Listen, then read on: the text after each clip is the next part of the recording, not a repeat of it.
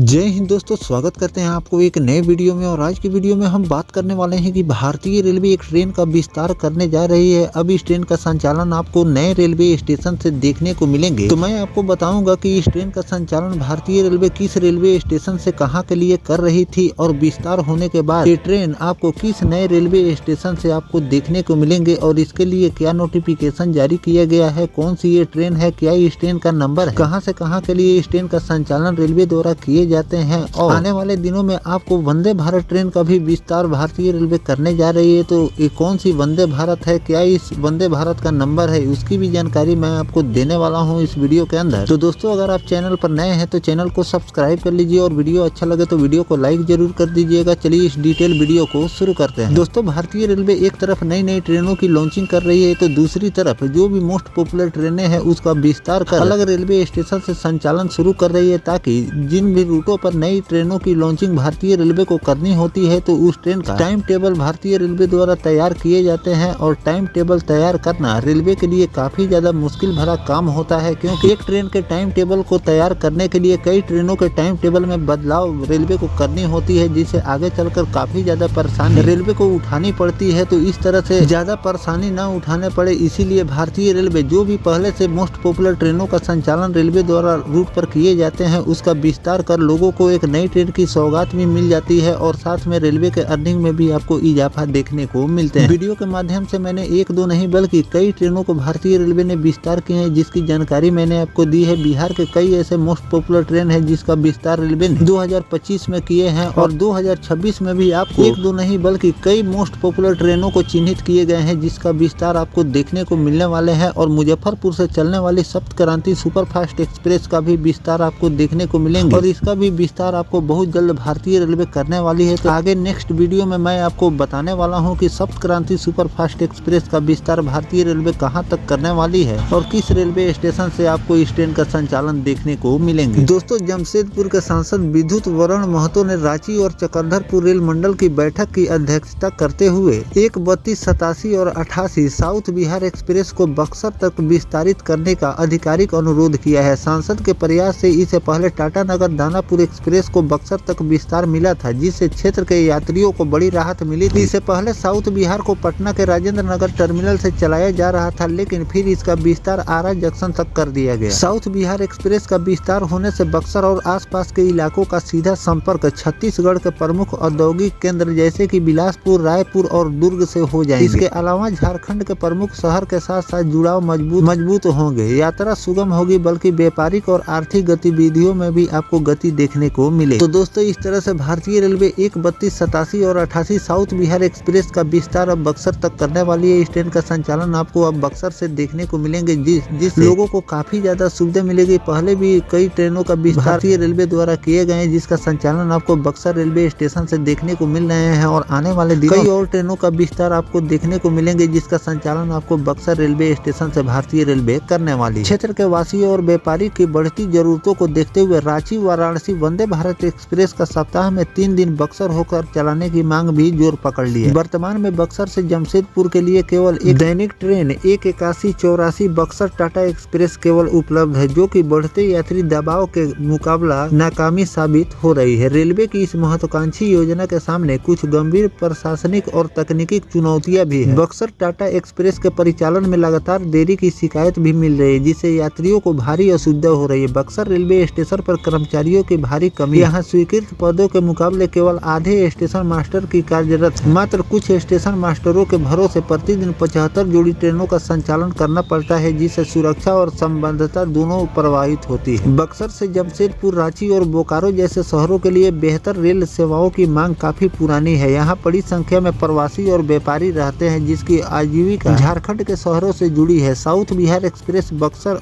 तक विस्तार इन प्रवासियों और स्थानीय निवासियों के लिए एक लाइफलाइन साबित होने वाली है। तो दोस्तों, इस तरह से भारतीय रेलवे साउथ बिहार एक्सप्रेस का विस्तार करने जा रही है। इसका विस्तार की जानकारी रेलवे द्वारा बहुत जल्द की जाएगी, उसकी भी जानकारी मैं आपको लगातार देता रहूंगा कि किस दिन से इस ट्रेन का संचालन आप बक्सर रेलवे स्टेशन से देखने को मिलने वाले हैं। साथ में एक वंदे भारत 2 रूटों से भारतीय रेलवे चलाने की तैयारी कर रही है। इस पर भी बहुत जल्द नोटिफिकेशन जारी किए जाएंगे कि इस वंदे भारत का संचालन आपको 3-3 दिन भारतीय रेलवे करने वाले, 3 दिन दूसरे रूट से चलेगी, 3 दिन दूसरे रूट से इस ट्रेन का संचालन देखने को मिलेंगे, जिससे रेलवे के अर्निंग में भी आपको इजाफा देखने को मिलेंगे, क्योंकि 2 रूटों से जब वंदे भारत चलेगी तो इसमें पैसेंजरों की ऑक्यूपेंसी रेट ऑटोमेटिकली बढ़ जाएगी, जिससे भारतीय रेलवे के अर्निंग में आपको इजाफा देखने को मिलेंगे और साथ में 2 रूट के लोगों को वंदे भारत की सुविधा भी मिल जाएगी। तो इस तरह से 1-2 नहीं बल्कि कई रूटों के वंदे भारत में आपको बदलाव देखने को मिले और आने वाले दिनों में इस वंदे भारत में भी आपको बदलाव देखने को मिलने वाले हैं, जिस पर नोटिफिकेशन बहुत जल्द भारतीय रेलवे जारी करने वाली है। तो आगे जो भी नोटिफिकेशन आएगा साउथ एक्सप्रेस के बारे में और या फिर वंदे भारत एक्सप्रेस के बारे में, तो वो भी जानकारी मैं आपको लगातार देता रहूँगा। फिलहाल जो भारतीय रेलवे साउथ एक्सप्रेस और